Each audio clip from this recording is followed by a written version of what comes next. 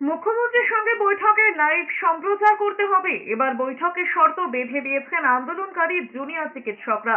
বৈঠকের কথা রাজ্যের মানুষ জানুক, এমনটাই চান তারা। আর জুনিয়র ডাক্তারদের বৈঠকের বার্তা পেয়েই চিঠি দিয়েছেন মুখ্য সচিব মনোজ পান্থ।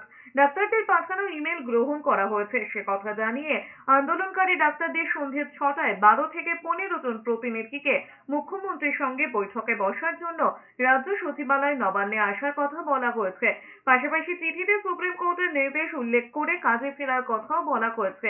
এর আগে দুপুরে সাংবাদিকদের মুখোমুখি হয়ে জুনিয়র ডাক্তাররা জানিয়েছেন তাদের কাছে স্বাস্থ্য সচিবের তরফে মঙ্গলবার যে মেইল এসেছিল তাতে মুখ্যমন্ত্রীর উপস্থিত থাকার কথার কোনো উল্লেখ ছিল না।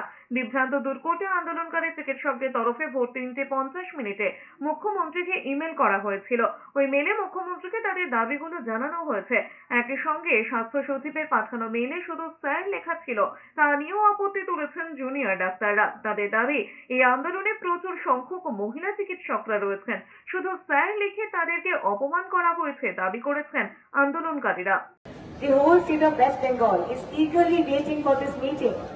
We know that your administration conducts serious meeting in an open manner with live telecast to maintain transparency amongst all parties. We expect the same from this meeting as well. Yours sincerely, West Bengal Junior Doctors Club.